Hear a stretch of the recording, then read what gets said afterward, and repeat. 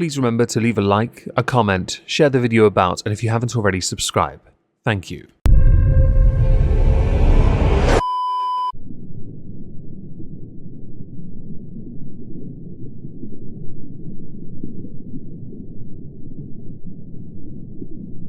Well, isn't this just fantastic?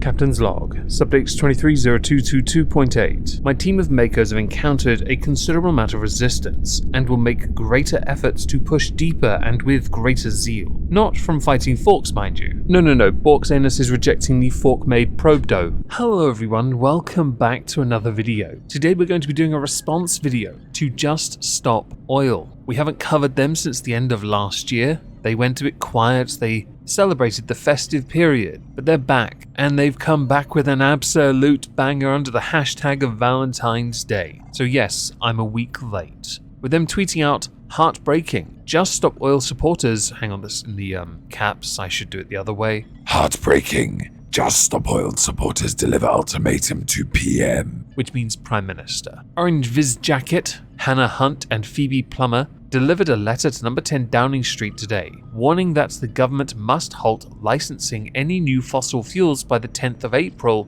or face escalating disruption. Hashtag Valentine's Day. The tweet itself carries on for 3 more, but they're quotes from the video and I want to get to those eventually, but there are some other hashtags that they include. You've got Civil Resistance, A22 Network, Just Stop Oil and UK to name a few. Replies: F off you muppets. And everyone clapped, one gentleman wept. Spoken like a true terrorist organisation. Phoebe Plummer? For real? Were Tristan and Jocasta filming her? I don't know what that's about. 105,000 followers. Population of UK? Looks like sides have been picked. And a deal with it gif underneath of Grandpa Joe. Now, as the person in the video is quite young, I'm going to preface this with the following. I am going to resist the urge to be a massive dick to this person. Focus on what they have to say instead, and potentially address some of the concerns or criticisms. Maybe even support it where the relevant parts require it. A year ago, I stood here and demanded that my government take the immediate steps needed to protect my future and the future of those generations yet to come. Yes, we've seen the effectiveness of many people doing that by using paints to spray up art galleries, because apparently appreciating art is indicative of promoting, well, pollution. We've seen you use solvents to glue your hands to the ground, which, last I checked, the vast majority of adhesives are in fact produced from petroleum-based materials, mostly because of the complex polymers, which are not, naturally found for the most part. The effectiveness of this has led to the government in turn to do something I disagreed with, and that was curtail the ability to protest, changing certain loopholes because you guys found them, like for example walking in the road but not halting traffic entirely. We've seen recent videos actually of the police taking the side of you protesters who are sitting in the road when people have dragged you out of the way, because it turns out our police are well and truly cucked, lack any moral fibre, and think it's okay to stand side by side with protesters who are obstructing everyone else from getting by. By ending new fossil fuel licenses and consents.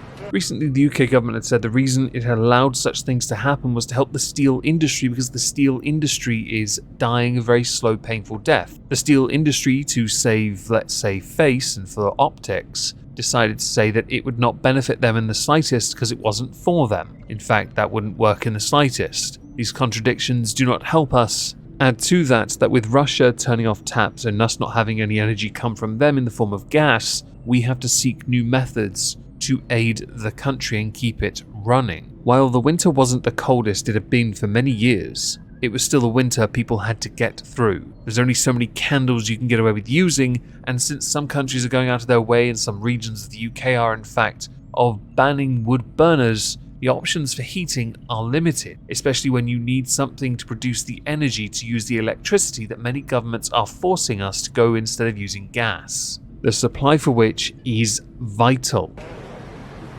Instead of responding to the warnings issued by the UN Secretary-General, the International Energy Agency, scientists and institutions, they are doubling down on licensing new oil and gas in the North Sea.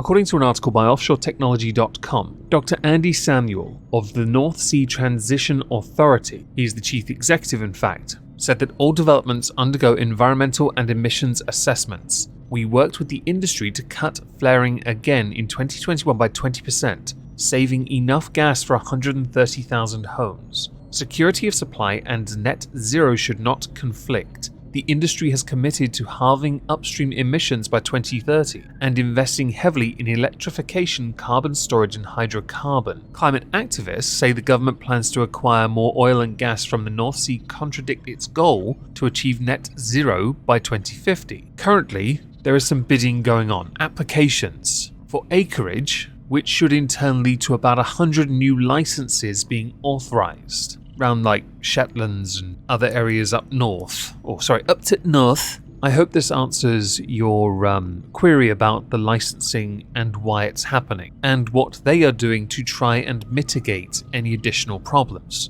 I should now add, they were never going to be able to avoid the emissions aspect regardless, because let's face it, they're playing a very clever game with politics and numbers. You are working with absolute numbers. It's the whole absolute and relative thing again. We've done it with poverty before. It gets really murky.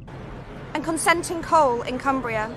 So for the sake of it, I don't really support this coal mine existing, but there are some justifications for it. For example, since we stopped using Russian coal to make our steel, which 770 kilos of coal make 1 ton of steel when bound to iron, we have to use our own. Greenhouse gas emissions for our steel industry in 2019 made up 2.7% of the UK's total. There are replacements that involve using hydrogen instead of coal. However, that technology, according to the International Energy Agency, is not yet fully developed and therefore cannot be used yet. And just to give this some scope, the UK produces 7.4 million tons of steel a year compared to China's 1 billion tons. But apparently us doing our bit is the problem. Currently, the suggestion would be, if this coal industry can't find ways to reduce their carbon output, emissions, carbon stuff, right? That they will instead have to invest in technology to bury that underground.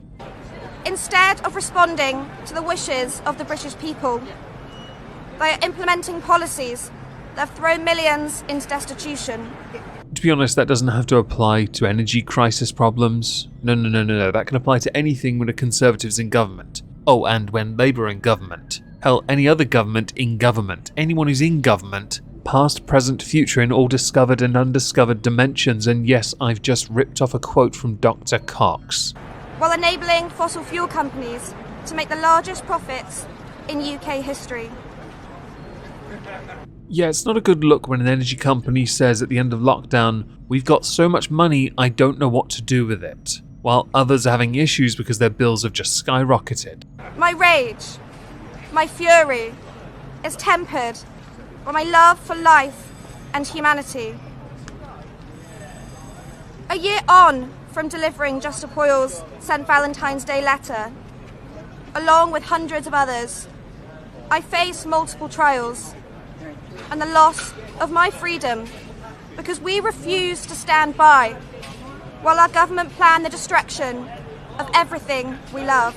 It's a very strange thing to say that you love people while at the same time ignoring the voices of many of them who say they do not agree with you, acting with an air of arrogance that you believe yourself above the oikery, which I fully understand. The politicians do it, and apparently there's only a degree of separation between the two of you, and that is who actually has any discernible power. Claiming to love life and the future seems contradictory to a number of actions, along with saying enjoying life while destroying art, or attempting to with virtue signaling gestures that imply you have when you haven't. It's odd, I'll admit.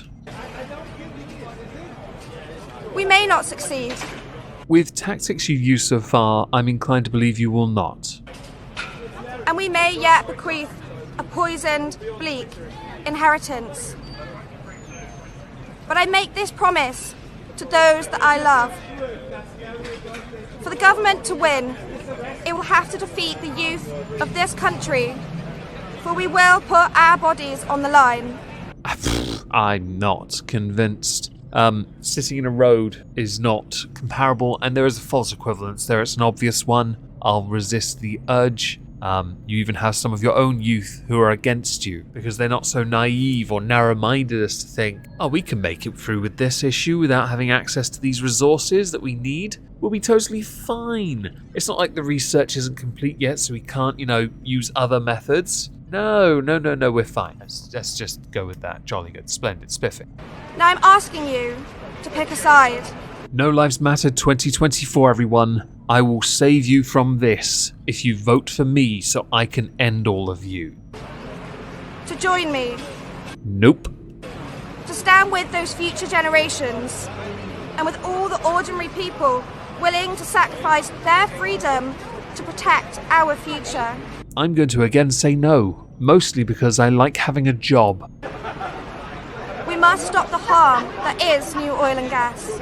Oddly enough, I've been pushing for nuclear for a while, but many are against that. So our options are limited. Wind will only get us so far, and to maintain a country even of this size, we would need an awful lot. Solar certainly does not benefit the environment to create. The idea of using it, sure. But I'm keen to see how your protests this year compare to last year. I hope you take it up a notch, because I need more good content to react and laugh to. Thank you.